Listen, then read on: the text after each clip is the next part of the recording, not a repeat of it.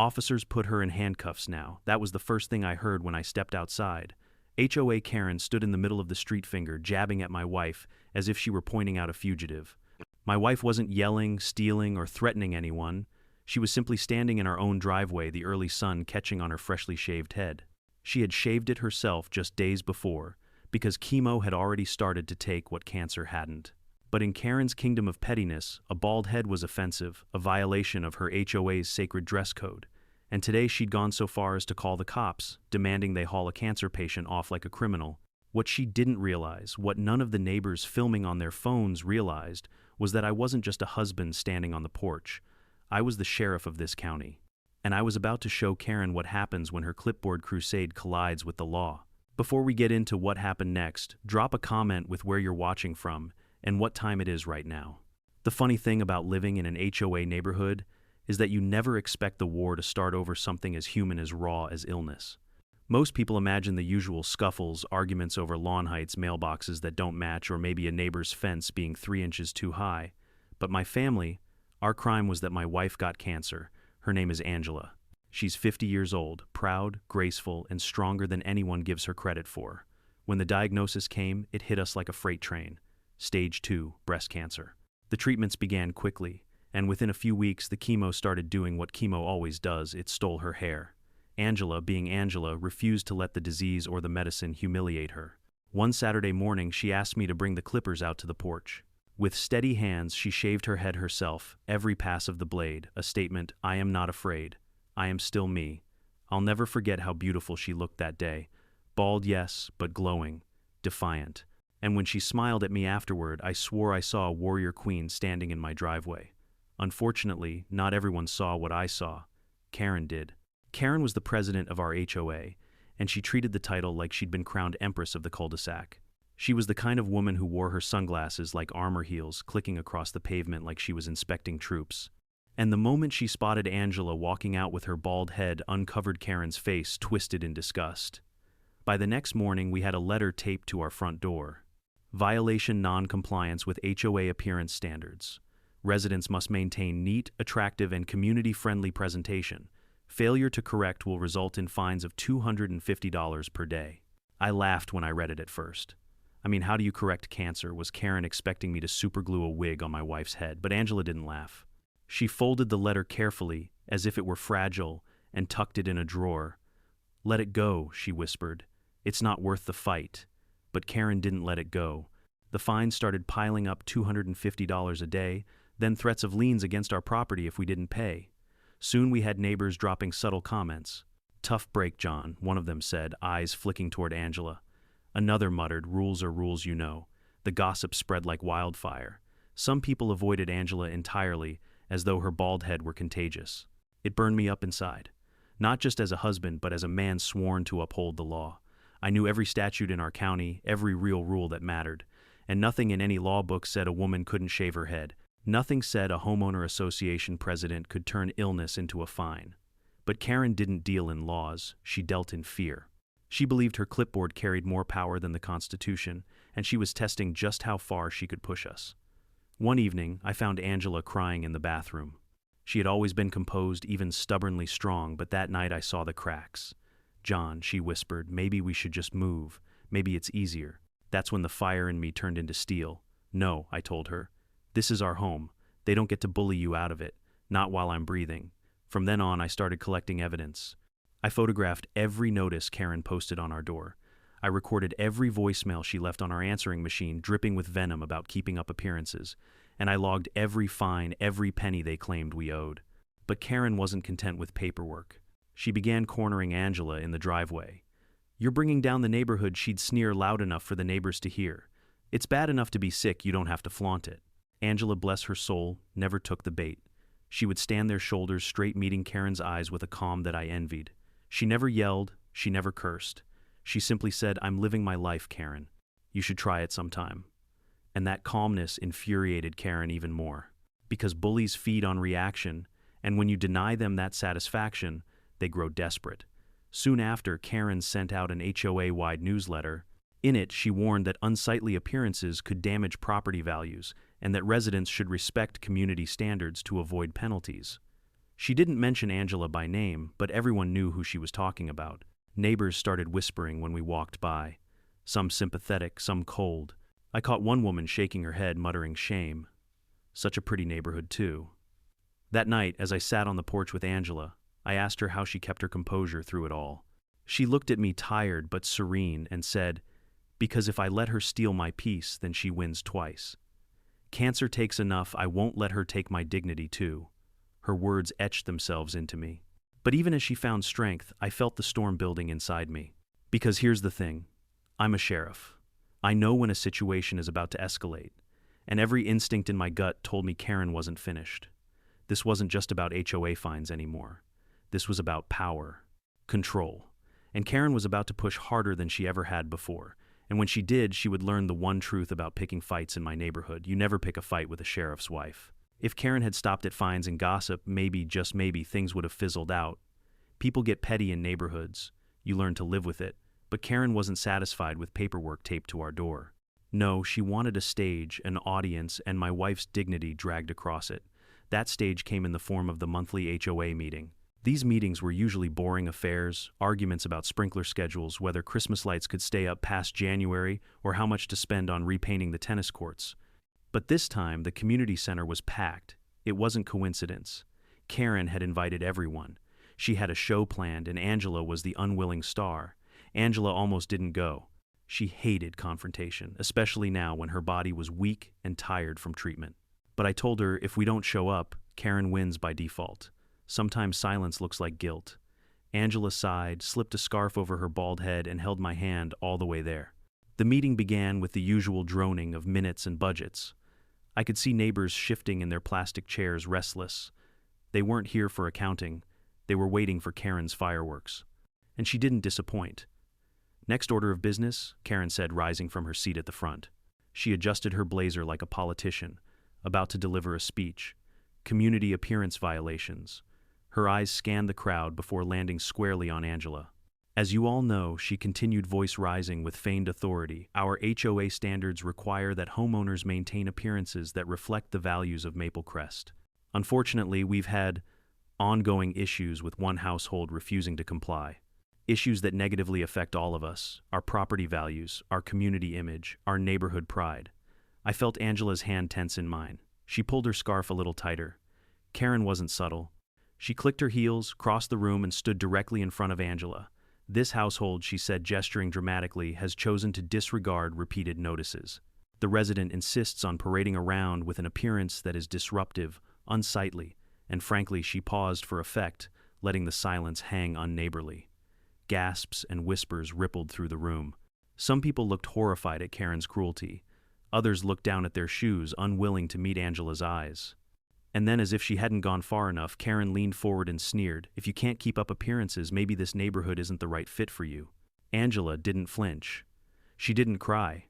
She simply pulled the scarf off her head, revealing her bare scalp shiny under the fluorescent lights. A hush fell over the room.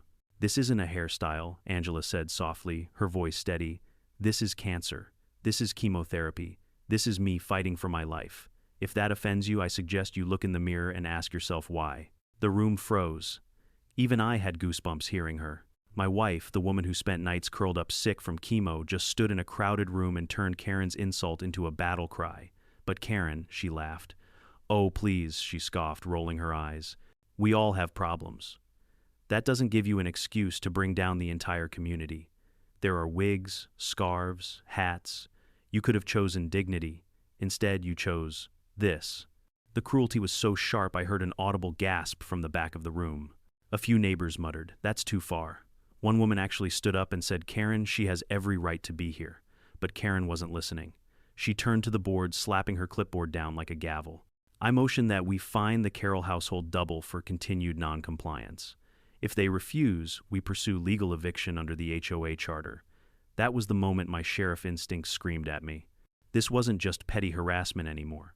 This was an abuse of authority in writing in public in front of witnesses. She was laying the groundwork for something bigger.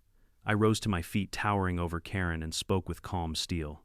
"Karen, my wife, has committed no violation of law, no violation of any actual legal bylaw. What you're doing here isn't enforcement, it's harassment. Karen sneered at me, eyes narrowing. Who are you to lecture me about the law? I almost pulled my badge out right then and there. But I didn't. Not yet. I knew timing was everything. Instead, I leaned closer and said, "You'll find out soon enough." The room buzzed with tension. Some neighbors whispered support for Angela. Others looked away, terrified of getting on Karen's bad side. I could see the fear she had cultivated, her little empire of intimidation. But here's the thing about empires. They collapse the moment someone stands up and says enough. When the meeting adjourned, Karen strutted out like she'd won. She didn't realize she'd just crossed a line she couldn't uncross. Angela and I walked home in silence. But as soon as we shut our front door, I turned to her and said, "That's it. She just wrote her own downfall." Angela touched my arm gently. "Don't do anything rash," she whispered. But it wasn't rash. It was righteous. Karen had mocked a cancer patient in public, threatened double fines, and openly plotted eviction. She thought her clipboard was stronger than truth. What she didn't know was that I had already started a file, dates, letters, audio recordings. And after tonight, I had witnesses too. Karen wanted a war. Fine. But she was about to learn that when you poke at someone long enough, eventually you find out who they really are. And she was about to find out she had been poking the sheriff. After that HOA meeting, I thought maybe, just maybe, Karen had reached her peak. She'd had her performance, her spotlight, her dramatic jabs at my wife in front of the neighbors. Usually bullies feel satisfied once they get their applause. But Karen wasn't like most bullies. She didn't want applause. She wanted control. And she wasn't finished. It started with the bylaws. A week later, we got a notice in the mail. Amendment 14B. All residents must maintain hair in a neat and socially appropriate style. Failure to comply constitutes a breach of community standards. Angela read it, her lips pressed tight. They actually wrote this into the rules. Just for me, I took the paper, scanned it, and immediately spotted the flaws. Wrong format. Wrong signature line. The HOA attorney's stamp wasn't even there. It was a forgery. A bad one. Karen had literally typed up a fake bylaw, slapped a number on it, and mailed it out like it was gospel. She was so desperate to win that she was willing to commit fraud. And she didn't stop there. Soon photos started circulating around the neighborhood. At first, I thought they were just whispers, rumors carried through fence lines and mailboxes. But one afternoon, a neighbor quietly handed me an envelope. Inside were copies of flyers Karen had distributed. Angela's face zoomed in, her bald head circled in red like she was a criminal suspect. Underneath the words, "This household is destroying property values. Demand compliance. Protect your investments." I could feel my blood pressure spike just holding the paper. Angela, though, surprised me. She stared at the flyer, then laughed softly. She thinks this makes me weaker. She has no idea how strong she's making me. But later that night, I found her sitting on the edge of the bed, shoulders slumped. She didn't notice me at first. Her hands trembled as she whispered to herself, "Am I making life harder for everyone that broke something in me?" Cancer was already eating away at her energy, her health. Now Karen was trying to eat away at her spirit. I sat down beside her, took her hand, and said firmly, "Listen to me. You are not the problem, Karen Island. You're the reason this house is a home. You're the reason I even fight. Don't you dare let her convince you otherwise." Angela blinked back tears, nodded, and leaned her head on my shoulder. But inside me, something shifted. I wasn't just angry anymore, I was determined. So I started treating it like an investigation. I cataloged every flyer, every fake bylaw, every letter. I photographed them, scanned them, time-stamped them. I built a timeline piecing together Karen's harassment like a prosecutor preparing a case. And then came the night I caught them. It was just past midnight. I was reviewing paperwork in my home office when I noticed headlights flash across our lawn. Quiet, slow, not the usual neighbor coming home late. I stepped outside, staying in the shadows, and there they were, two of Karen's so-called HOA enforcers. Big guys in cheap tactical vests snapping photos of my house with long lenses. One of them even aimed the camera at the upstairs window where Angela slept. That was it. That was my breaking point. I stepped into the light badge in hand, not flashing it but letting it gleam just enough in the porch light. "Evening, gentlemen," I called out, my voice low but commanding. They froze like deer in headlights. One of them muttered something about Karen's orders. I walked down the steps slowly, deliberately, the way I'd approach a suspect. "Let me make this simple for you. You're trespassing, you're harassing a cancer patient, and you're doing it under the orders of a woman forging HOA documents. You want to keep pushing, or you want to walk away right now?" They exchanged looks, then practically ran to their car. Tires squealed as they sped off into the night. The next morning, Angela asked what happened. I just kissed her forehead and said they won't be back. But of course Karen wasn't done. By the end of the week, another letter arrived. Final notice: the Carroll household must vacate the premises within 30 days for repeated violations of community standards. Failure to comply will result in forced removal. Forced removal. Eviction. For a bald head. Angela sat at the kitchen table with the letter in front of her, silent.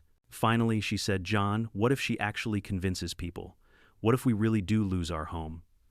I leaned across the table, looked her in the eye, and said, "She won't. I promise you. Because what she doesn't know is that I've been building something stronger than her lies. Evidence. Proof. And when the time is right, we'll end this." Angela reached for my hand. "Promise me you won't do anything that puts your job at risk." I squeezed her hand gently. "I don't need to risk my job. I just need to do it. Because here's the thing about people like Karen, they think the rules bend for them.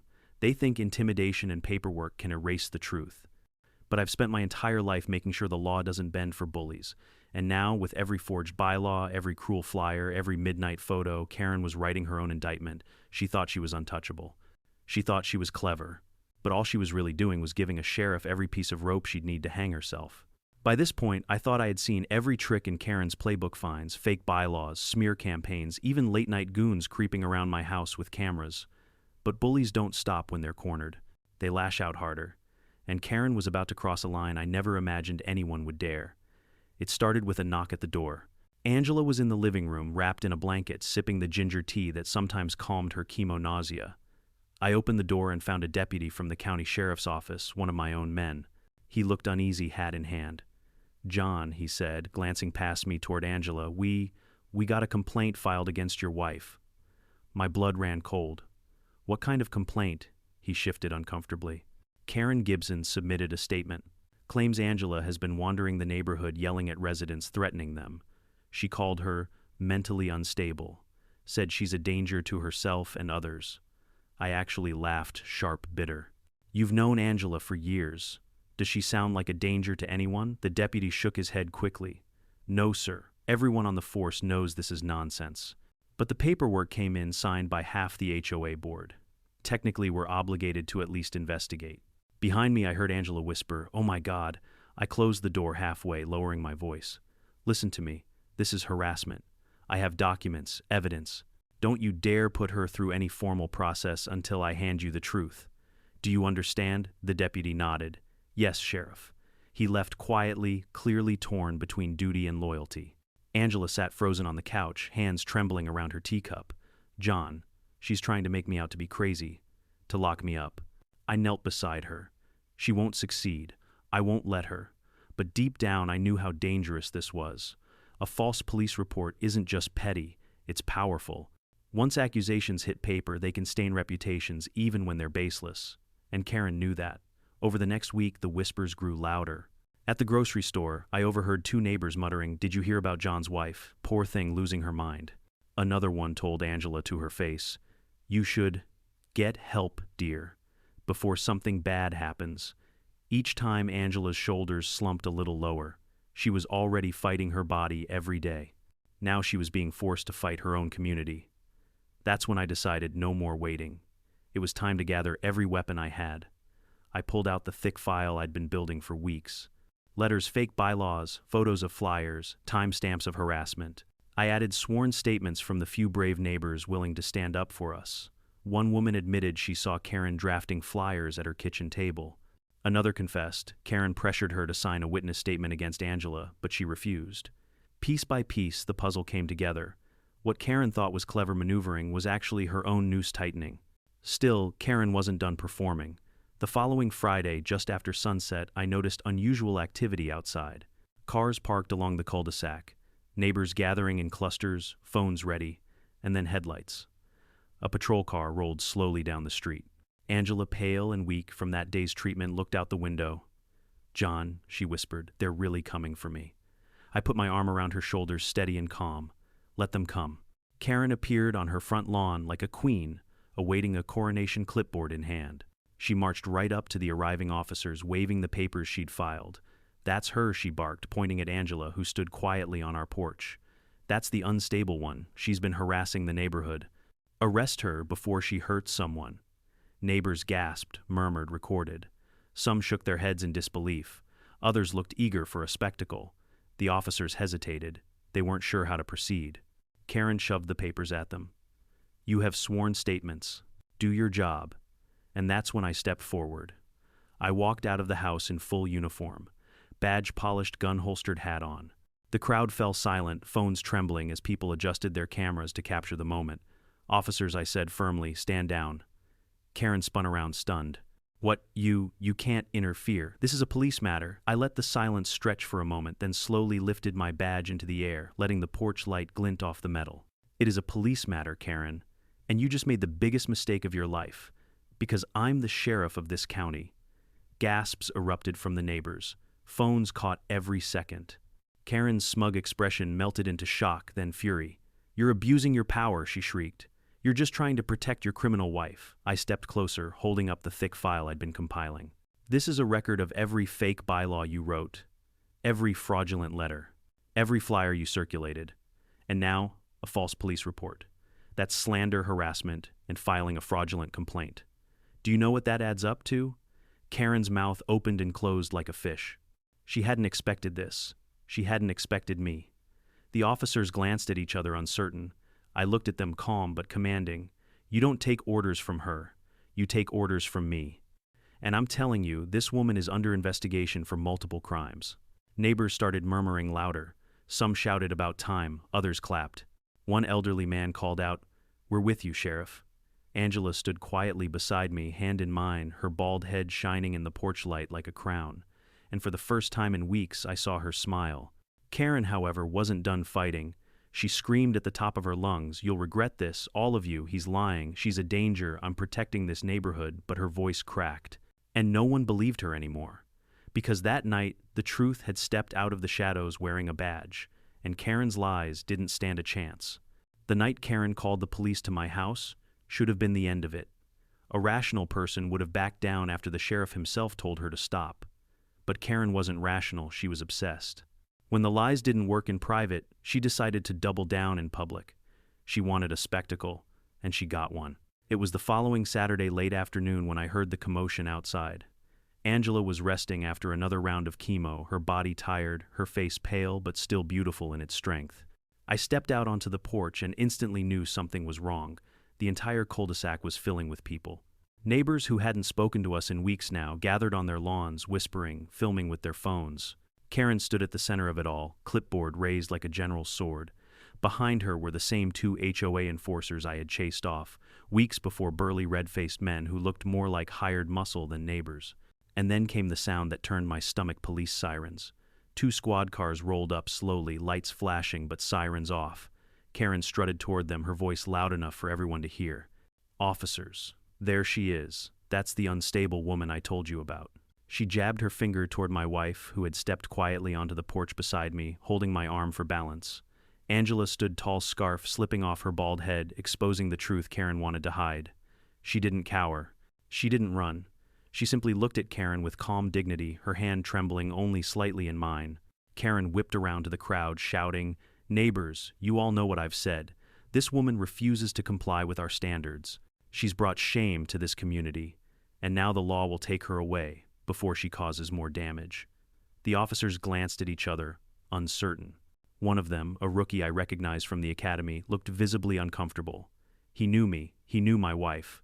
But Karen shoved a folder into his hands. "Do your job, arrest her." Gasps rippled through the crowd. Phones went up higher, lenses pointed at Angela like she was a criminal on display. That was the moment I stepped forward. I walked down the steps slowly, letting every eye follow me, letting the silence grow thick. My uniform was crisp, my badge shining in the golden evening light. The rookie's eyes widened when he saw it, and Karen's face twisted in confusion. I stopped just feet away from her and spoke clearly, my voice carrying over the crowd. "Officers, stand down. Nobody here is under arrest tonight." Karen spun on me, outrage written across every line of her face. "What are you doing? You can't interfere. This is a police matter." I lifted my badge high for all to see. "It is a police matter, and I am the sheriff of this county." The crowd erupted in murmurs, gasps, and shocked exclamations. Neighbors who once looked away from Angela now leaned forward, phones trembling as they recorded history. One man muttered, "Holy hell, He's the sheriff. Karen's jaw dropped, then quickly snapped shut as she tried to recover. You can't just protect her because she's your wife. That's corruption. She's dangerous. I stepped closer, locking eyes with her. You want to talk about corruption? Let's talk about the fake bylaw you wrote. I pulled out the forged amendment, 14B, from my file and held it up. This is fraud. Karen's face paled. I flipped through the file, holding up flyer after flyer with Angela's face defaced and circled in red. This is harassment. I pulled out the signed false statements she had pressured her board to create. This is filing false police reports. The officers shifted uncomfortably. The rookie cleared his throat. Ma'am, this is serious, Karen shrieked. No, he's lying. He's twisting everything. You all saw her parading around making us look bad. Angela finally spoke, her voice soft but steady. What you call parading, I call surviving. I shaved my head because cancer was already taking it. I walk outside bald because I refuse to hide in shame. And if that makes me dangerous in your eyes, then maybe the problem isn't me. The crowd fell silent. You could hear the wind rustling through the trees. Even the enforcers behind Karen shifted uncomfortably, suddenly looking less confident. I stepped forward one last time, lowering my voice, so only Karen and the cameras close enough could hear. This ends tonight. Either you walk away, or I put you in cuffs right here in front of everyone. For a split second, I saw the panic in her eyes, the cracks in her confidence. But Karen wasn't built to admit defeat quietly. She screamed, pointing wildly at me. You're abusing your power. You'll regret this. All of you will. But her voice was drowned out by something she hadn't anticipated: applause. It started with one clap, then another, then the whole crowd. Neighbors who had been silent for weeks now stood united, clapping, cheering, even shouting Angela's name. Stay strong, Angela, one woman cried. We're with you. Karen's face contorted red with fury as she realized the truth. The neighborhood no longer feared her. I looked at the officers and nodded. Escort her back to her property, and if she interferes again, she'll face formal charges. Karen screamed one last time, something about conspiracies, corruption, injustice, but it was drowned out by the sound of her own footsteps as she was led away. Angela leaned against me, exhausted but smiling. You didn't just stop her, she whispered. You broke her spell. I kissed her forehead gently. No, love. You did that just by standing tall. That night, as the sun dipped below the rooftops and the crowd dispersed, I felt something shift in our neighborhood. Fear had been broken. Karen had been exposed. And for the first time in months, Angela walked into our home without a weight on her shoulders. But deep down, I knew this wasn't quite over. Karen had lost her stage tonight, but bullies don't surrender easily. And I was ready. Because now the whole neighborhood knew exactly who we were and exactly who she was. The public confrontation should have been enough to stop Karen, but I knew better. People like her don't disappear into the night quietly. They scheme, they double down, and they cling to power until it slips through their fingers. So while Karen raged inside her house, I spent the next few days preparing the final blow. First, I organized the evidence. I laid everything out on the kitchen table: the forged bylaws, the flyers defaming Angela, the letters taped to our door, the recordings of Karen's voicemails. Every piece of paper was a brick in the wall she had built around herself. And now that wall was closing in. Angela watched me work, sipping her tea. You look like you're building a case. I smiled faintly. Because I am. You're not doing this just for me, are you? She asked softly. I shook my head. Number. I'm doing it for every neighbor she's ever bullied. Every person too scared to stand up to her. You just happen to be the one she underestimated most. Angela reached across the table, squeezing my hand. Even sick and exhausted, her strength amazed me. Then end it, she whispered. And that's exactly what I planned to do. The opportunity came sooner than expected. The HOA board announced an emergency meeting to address the situation. Karen clearly thought she could salvage her power, maybe even spin the confrontation as a misunderstanding. But I had other plans. That evening, the community center was packed again. Neighbors filed in, phones at the ready, whispering excitedly. Karen stood at the front with her usual clipboard. Though her confidence seemed thinner now, her smile forced. Residents of Maple Crest, she began. I know there has been confusion. Rumors, even slander, spread about your HOA board. I assure you everything I have done has been to protect this community. Her voice quavered slightly, but she pressed on. One household has repeatedly defied our standards, and certain individuals have tried to paint me as a villain. But you all know me. You know I act only for the good of Maple Crest. Murmurs spread through the room. Some nodded, clinging to her authority. Others looked skeptical, remembering the spectacle on my lawn. I let her talk. I wanted her to dig the hole deeper, and she did. She accused Angela again, waving her hands dramatically. She called me biased, unfit to intervene. She even claimed the police presence last week was staged. Finally, I stood, slowly, deliberately. The room quieted. Karen, I said, my voice carrying across the room, you've had your say. Now it's my turn. I walked to the front, file in hand. All eyes followed me. Neighbors, you've heard accusations, insults, and lies. Tonight you'll see the truth. I opened the file and held up the forged bylaw. This amendment you all received. It's fake. No attorney signature, no legal record. Karen fabricated it. Gasps erupted. Next, I displayed the flyers. Angela's bald head circled in red, the cruel captions beneath. These were distributed by Karen. That's harassment. I played a recording of one of her voicemails on speaker. If you don't comply, we'll make sure you're forced out. Your kind doesn't belong here. The room fell into stunned silence. Then I dropped the hammer. Karen filed false police reports accusing my wife of being unstable and dangerous. Those signatures she collected, half of them are forged. The rest were coerced. Karen's face turned crimson. Lies, all lies, she shouted. But the neighbors weren't buying it anymore. Whispers rose into open outrage. She forged documents, one man said. She lied to the police, another gasped. A woman stood up, pointing at Karen. You told me if I didn't sign, I'd be fined. You threatened me. The room erupted. Dozens of voices shouting at once, condemning Karen, demanding answers.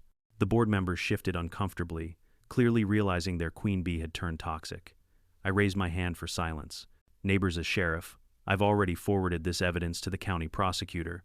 Karen Gibson will be facing charges of harassment, fraud, and filing false reports. The roar that followed was unlike anything I'd ever heard at an HOA meeting. Applause, cheers, even laughter. It was as though months of fear and silence had burst open all at once. Karen tried to shout over the noise, but her voice was drowned out.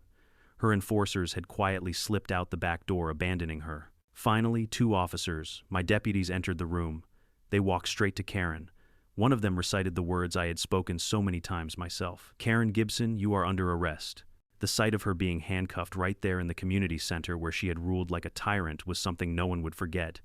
Neighbors filmed every second, their faces lit with vindication. Angela, sitting in the front row, didn't clap or cheer. She simply sat tall, her bald head gleaming under the fluorescent lights, her dignity untouchable.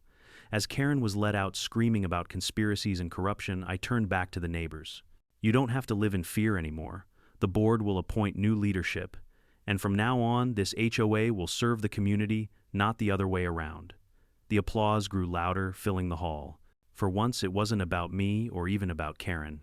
It was about freedom from her pettiness, her cruelty, her reign of intimidation. Angela slipped her hand into mine, smiling faintly. You did it, she whispered. I squeezed her hand gently. Number, we did it. That night, as we walked home under the stars, the neighborhood felt different, lighter, safer. And though Karen was gone, her shadow lifted. I knew the real victory wasn't just her downfall. It was the way Angela held her head high, unashamed, unbroken.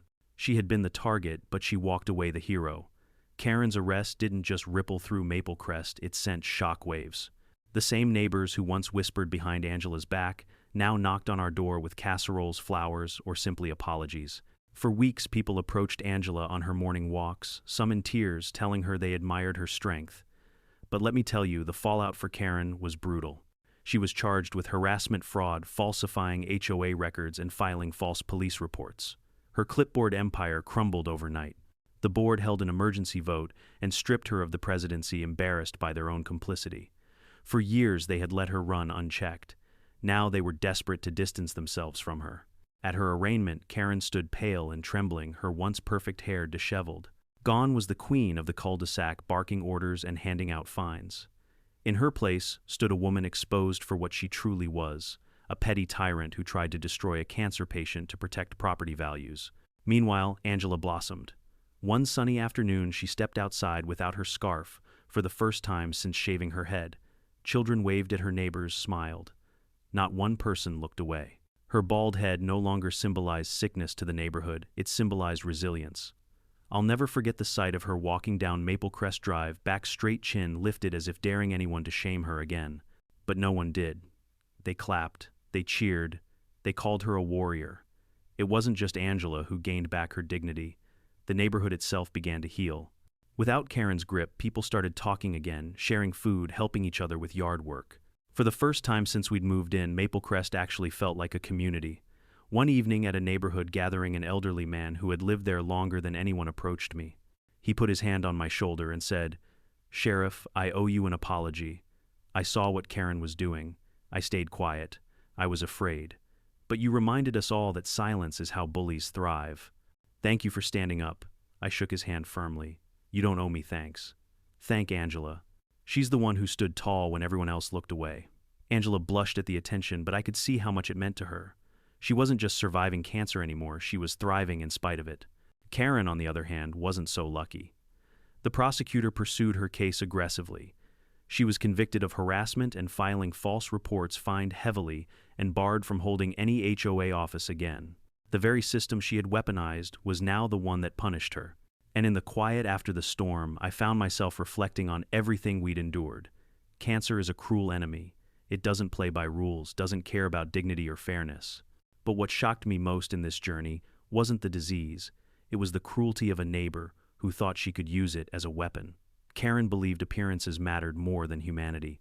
She believed a bald head was uglier than a blackened soul, but she was wrong. Angela taught me that strength isn't loud. It doesn't scream or bully or wave a clipboard in people's faces. Real strength is walking outside bald, smiling at your neighbors and daring them to see the person, not the illness. And when I finally held Karen accountable, it wasn't revenge. It was justice. For Angela. For every neighbor she had intimidated. For everyone who's ever been shamed for something they didn't choose. That night, after Karen's sentencing, Angela and I sat on the porch together. The cicadas hummed in the distance, the streetlights glowing softly. She leaned her head against my shoulder and whispered, "Do you think it's over?" I kissed the top of her head gently. "It's over, love. She can't hurt us anymore." Angela smiled, eyes glistening. "Then maybe, just maybe, I can focus on healing now." And in that moment I realized the real victory wasn't that Karen had been handcuffed. It was that Angela finally felt free again. Life has a way of testing us in places we least expect. For Angela, the test was cancer. For me, it was watching how the world treated her while she fought it. What I learned is this: bullies don't always look like schoolyard thugs. Sometimes they wear blazers, hold clipboards, and smile while they destroy others in the name of rules. But dignity cannot be legislated away. Compassion cannot be fined. And love, real, unconditional love, will always stand taller than cruelty. Angela taught me that. She reminded me that even in weakness there is strength, even in sickness there is beauty. And even in the face of hate, kindness is the greatest rebellion. So if you're listening to this, I want you to remember, don't let anyone shame you for what you're going through. Don't let appearances define your worth. Stand tall even when it feels impossible. And when you see someone being bullied, be the one who speaks up. Silence is how tyrants win. Courage is how they fall. If this story touched you, share your thoughts in the comments below. Tell us where you're watching from, and don't forget to subscribe, because you never know when the next HOA drama might make you rethink what true justice looks like.